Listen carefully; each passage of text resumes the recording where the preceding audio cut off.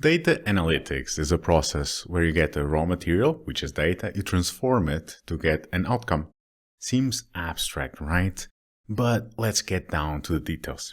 Analytics has 4 levels: descriptive, diagnostic, predictive, and prescriptive.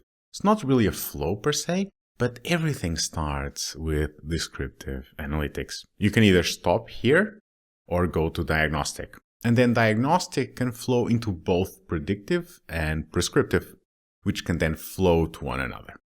It is still abstract, so let's zoom in into each of them. Descriptive analytics is a general characterization or description of the data. For example, sales increased by 10%. The company reached 20 million customers. The color of the wall is red. Use descriptive analytics if you talk about KPIs, look at reports, or visualize dashboards. Descriptive analytics answers the what question. What is happening? What are the sales? What is the number of customers? Most business intelligence tools like Tableau, Power BI focus on this level. Though it is the first level, it is also the least important because it is not insightful. Let me kick off with an example that I'll use throughout this video. Imagine that your bathroom is leaking. You're not an expert, so you call a plumber. She arrives, looks into the situation, tells you that the toilet is leaking, gives you an invoice to pay her 100 euros and goes away. I mean, what the hell? You don't need a plumber to tell you it is leaking. You can see that yourself.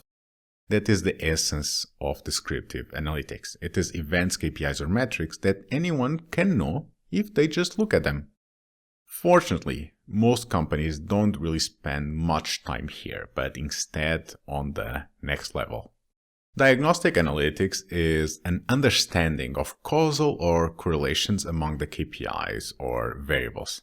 It answers a why type of question. Why are the sales increasing?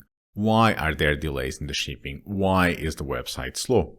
It explains an event. One elegant way of looking into diagnostic analytics is driver trees, and let me share here one on sales. We have sales drivers like discounts, marketing, and weather. They influence traffic and conversion, the average item value, and the number of items in a given order. Traffic and conversion lead to orders or volume. Average item value and items per order lead to basket or average order value. Both combine into sales. Of course, be wary of drivers that are not independent. For instance, if the price of the items are higher, it will influence how many items people put in their baskets and affect how many visitors actually convert.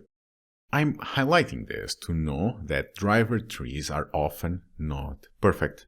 But let's continue with the example of the plumber. She arrives, tells you that there is a leakage, looks around, finds the reason, a faulty pipe, and then gives you an invoice.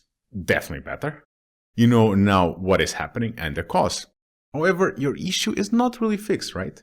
Nor do you know more about it.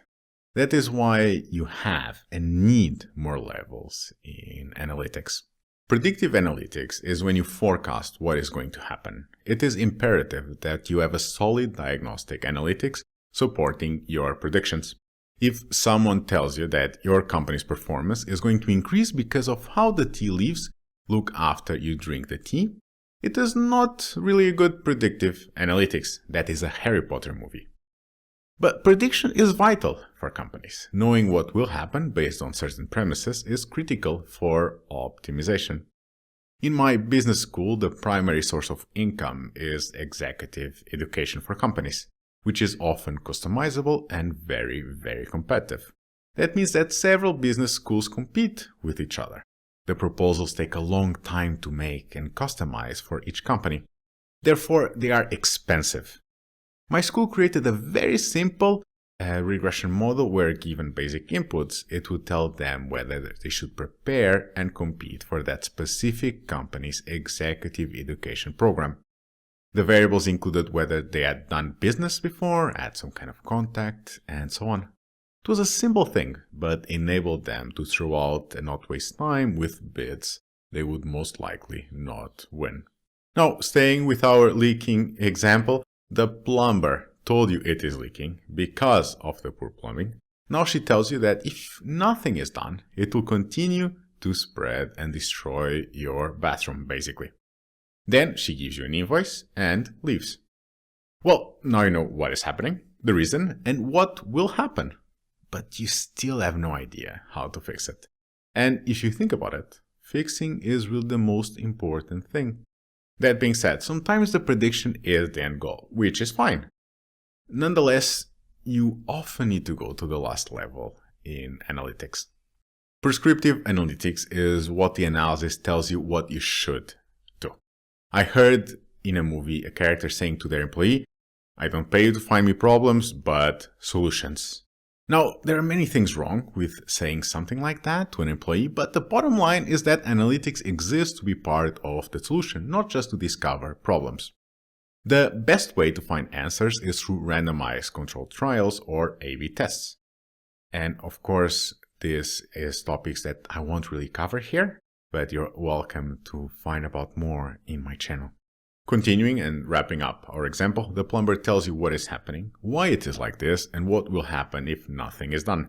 Then she now tells you what you should do to fix a problem, which is really what you wanted all along. To sum it up, going through to predictive or prescriptive analytics enables you to actually make use of the data, moving from insights to actually actions.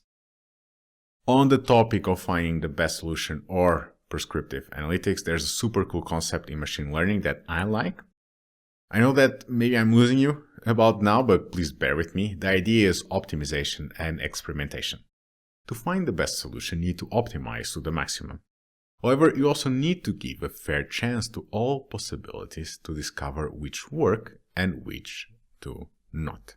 This means a lot of experimentation. Now, there is a second part to this experimentation. Just because an option was not a good solution in the past, it does not mean it won't be in the future. This means giving second chances to failed experiments. Now, you may ask, why am I saying all of this? Let me connect this to our plumbing example. When I moved into my apartment in 2020, I found that the bathroom floor was getting darker a few weeks later.